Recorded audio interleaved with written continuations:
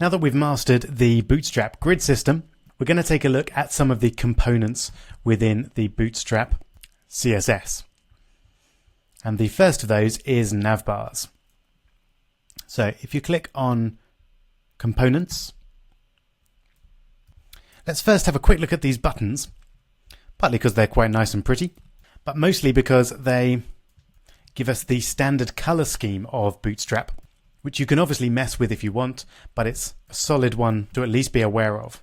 So the names for these buttons follow on into almost every other Bootstrap component. So if you want something to be green, you give it a class of success. Similarly, if you want it light blue, info, orange warning, danger, red, primary blue, secondary white, etc. You can see how that works here. You give it a class of btn to make it a button, and then btn-primary to make it a blue button. Similarly with success, info, warning, danger, etc. So we're going to be using that again and again when we want to change the color of things. But let's jump straight on the right menu here to Navbar. So you might be used to seeing something like this at the top of websites. Usually it's got a logo or something at the top left, maybe some links, maybe a search bar at the top right. Something like that has become pretty standard. And the Bootstrap Navbar enables us to set one of these up really easily. And it looks like that. So very pretty. Let's copy the code, have a look at it in our bootstrap.html file, and then see what's going on and how we can edit it any way we like. Okay, there we go. So there it is. In its basic form, it's obviously an attractive and clear navigation bar for your site, which could easily have a logo, some links, and a search box, and can be styled in any way. So let's have a quick look at the code and see what's going on. And this is the first time that we're really investigating the Bootstrap class system. So we'll spend a bit of time on that as we go through the code. So first off, we've actually got a new HTML element type here, and that is nav. This was new in HTML5, and it's essentially a div that's used for navigation. So it doesn't have any properties other than those that a div has, but it does tell the browser that in this section is going to be contained your navigation links for the website. But notice if you replace nav with div here, it doesn't change a thing. So really it's just a semantic thing that makes your HTML a little bit clearer. All right, now we've got our string of classes, and we'll see this again and again in Bootstrap, that you have a certain class to define what this component is. So in this case, a navbar. And then you have some customized classes which change the look or the behavior of that element. So here we've got navbar light and background faded. So feel free to experiment. If we get rid of background faded, then we have the same effect but with no background essentially. If we put that back in, we might want to change it to background success, and that will give us a green background. Could you make it a blue background?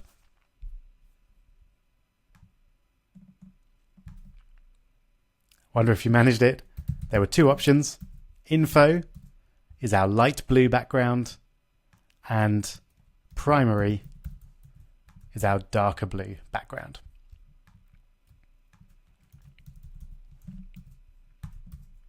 There we go. Then we've got our first link, which has a particular class of navbar brand. So that means it will be considered the logo for the site, and usually that'll be an image, but in this case it's just some text. Next we have an unordered list with two classes, nav and navbar nav. Just set it up to look and behave like a navbar list of links. Then our first item has a special class of active. So it's a nav item, but it's active, which makes it a little bit darker. So that's for just the page that we're on. And then we've got the link itself, so an A element, and then that has a class of navlink, an href of just hash, so it means it will go back to the same page, and then text of home. Notice we've also got a span with a class of SR only. SR is short for screen reader. So if we want some text or information to be displayed only for we're using screen readers, that is devices for visually impaired people, then we can use that class and it will only display on those devices. Then we've just got a series of links, each of which have a class of nav item, and then the link itself has a class of nav link. So they form these ones. And then we've got a form. We'll be looking at those in more detail in the next video. And it's a form in line, which means that each of the input items are horizontally laid out rather than one above the other. And it's pulled to the right. And XS is one of our options for the screen size. And XS, if you remember, was essentially a 0. So this means it will be pulled to the right all the time. If I change that to MD for medium, then it will only be pulled to right for medium and above sized screens. And below that, it's just displaying normally. So normally you're going to want it pulled to the right all the time, and you achieve that with an XS. Then we've got our form itself. We'll look at that in more detail in the next video when we look at forms, but it's reasonably straightforward what's going on. And then we end the form, and then we end the nav. So essentially, it's a really simple way of getting a nice looking navbar, which we can easily customize in terms of backgrounds, etc. But we don't have to worry about all the floating left, the styling, the spacing, and the fact that it's responsive for different screen sizes. So as well as the responsive grid system, the components are much of what makes Bootstrap so useful. Let's have a look at some of the other options of navbar. So navbar brand we've already seen. Nav we've already seen, that contains the nav items themselves. There are a few other color schemes here. We looked at the background, but you can also change the whole theme of the navbar itself. So we've got navbar dark at the top and navbar light. You can see they've set the background to inverse, which means that the text is white rather than dark. So it's easier to see on a darker background. Notice I didn't put my navbar in a container, because normally you want your navbar to stretch all the way to the end of the screen. But you can do if you want, but it'll look like that, which will be a little bit weird. We've then got some placement, and this one is really useful, the fixed top. So with just a single class, in this case navbar fixed top, you can make it so that your navbar will stay at the top of the screen even as the user scrolls down. So let's see that in action. That's really useful. So let's have a container, and then let's get a bunch of lorem ipsum. There we go, loads of the stuff.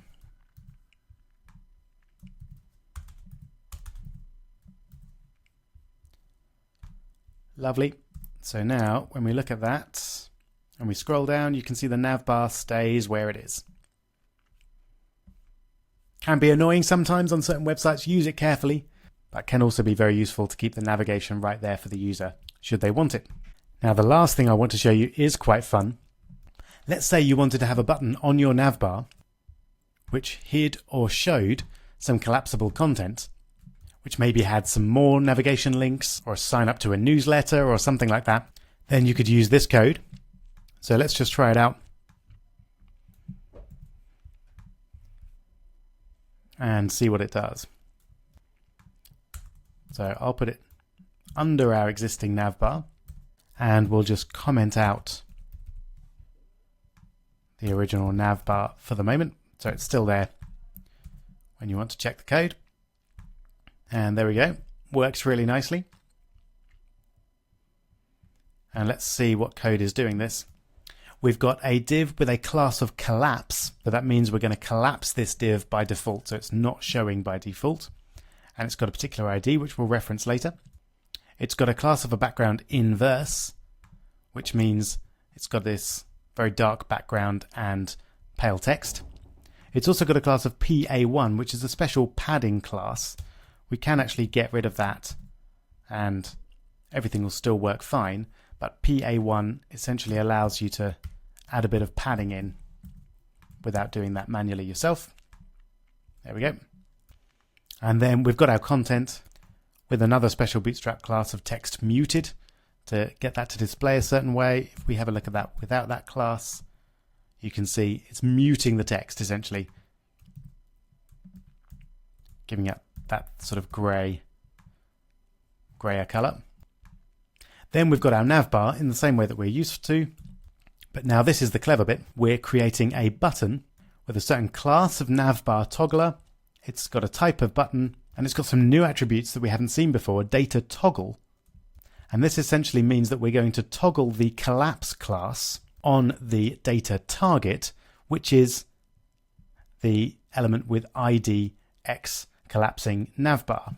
So what we're essentially doing in the background here, there's some JavaScript connected up to all of this, which will find the button with a class of navbar dash toggler, and then it will look for the data toggle attribute, and then note that as collapse, and then it will look at the data target, and then it will find the element that matches that. So in this case, the ID of X collapsing navbar will toggle the collapse class. So this is the sort of thing that Bootstrap is really useful for. If you need to do something like that, and it's quite common that you might want to, you can do that really easily without having to create custom jQuery or JavaScript yourself. Great. So that's navbars. I'm just going to comment out the collapsible one now. So we'll save it in that form for you. So it looks like a more traditional navbar is there by default. One quick thing to note there is that as this navbar is now fixed, it's not in the flow of the page anymore. So we'd need to give the container a bit of padding or margin at the top to move everything down so that we'd see it. So I'll do it with some naughty inline styles just to show you how it might work. If we give it a margin top of 50 pixels, for example, there we go. Then that'll get it exactly on. Probably we want a bit more than that to bring it down a little bit, something like that. So I'd recommend doing that with fixed navbars. All right, so that's a new HTML element that we haven't met before, but Bootstrap does a huge amount for the ones that we're familiar with as well. And in the next video, we're going to look at two of those, and that is forms and tables.